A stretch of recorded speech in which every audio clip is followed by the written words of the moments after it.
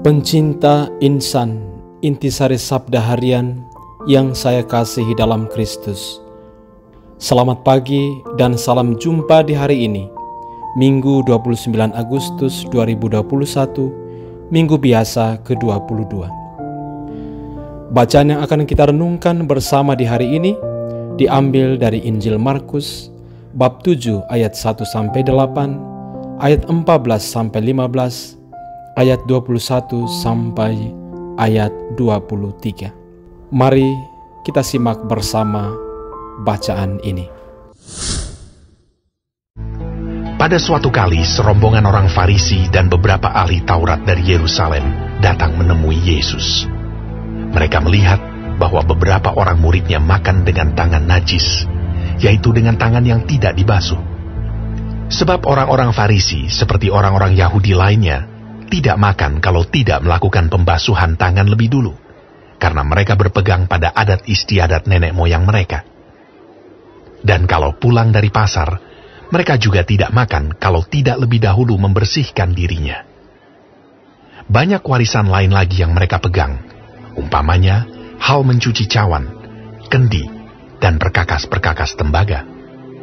Karena itu, orang-orang Farisi dan ahli-ahli Taurat itu bertanya kepadanya, "Mengapa murid-muridmu tidak hidup menurut adat istiadat nenek moyang kita, tetapi makan dengan tangan najis?" Jawabnya kepada mereka, "Benarlah nubuat Yesaya tentang kamu, hai orang-orang munafik. Sebab ada tertulis, bangsa ini memuliakan aku dengan bibirnya, padahal hatinya jauh daripadaku. Percuma mereka beribadah kepadaku, sedangkan ajaran yang mereka ajarkan ialah perintah manusia. Perintah Allah kamu abaikan untuk berpegang pada adat istiadat manusia." Lalu Yesus memanggil lagi orang banyak dan berkata kepada mereka, "Kamu semua, dengarlah kepadaku dan camkanlah.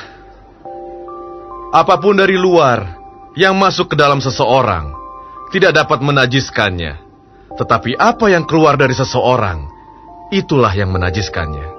Sebab dari dalam, dari hati orang, timbul segala pikiran jahat, percabulan, pencurian, pembunuhan, perzinahan, keserakahan, kejahatan, kelicikan, hawa nafsu, iri hati, hujat, kesombongan, kebebalan.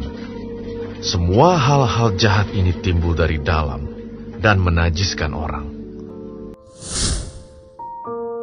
Para pencinta insan yang terkasih, di dalam Injil-Injil, kita sering mendengar bagaimana Yesus bertengkar dengan orang-orang Farisi dan ahli-ahli Taurat, dan bagaimana Yesus mencap mereka sebagai orang-orang munafik. Injil hari ini merupakan salah satu buktinya. Penginjil Markus menjelaskan kepada kita bagaimana orang-orang Farisi protes kepada Yesus karena murid-murid Yesus makan dengan tangan yang tidak dibasuh atau tidak dicuci. Menurut orang-orang Farisi, ini adalah sesuatu yang kotor dan najis. Sepintas kita mungkin berpikir bahwa protes orang-orang Farisi ini benar, sesuai dengan protokol kesehatan. Namun kalau dilihat secara mendalam, kita pasti memahami bahwa penekanan orang-orang Farisi bukan pada nilai kebersihan itu sendiri, tetapi lebih pada ketaatan pewarisan adat istiadat nenek moyang mereka. Lebih lanjut, Yesus menegaskan bahwa apapun yang masuk dari luar diri manusia itu tidak menajiskan. Makanan dan minuman tidak membuat seseorang menjadi najis dan kotor.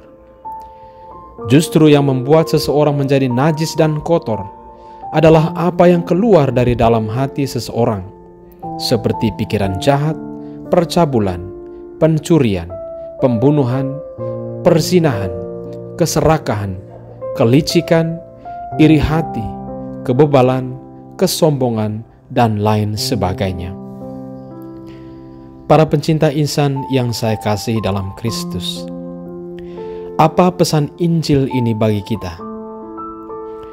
Sesungguhnya kecaman Yesus di atas juga dialamatkan kepada kita, Manakala kita memelihara iri hati, kesombongan, dendam, dengki, dan lain sebagainya di dalam hati kita.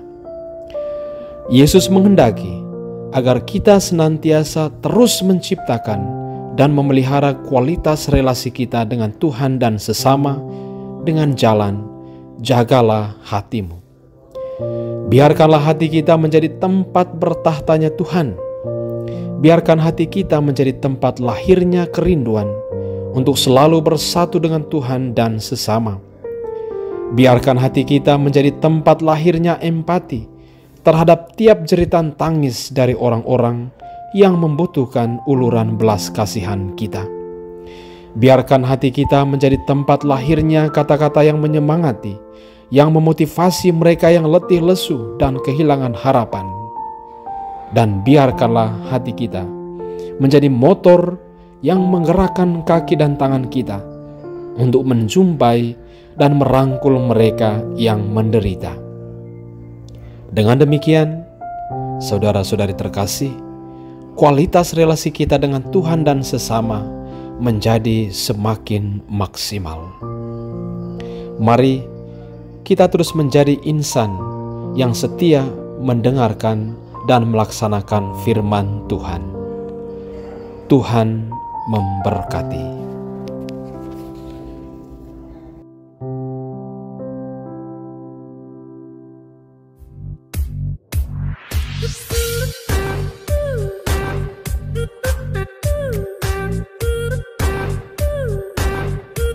Thank you.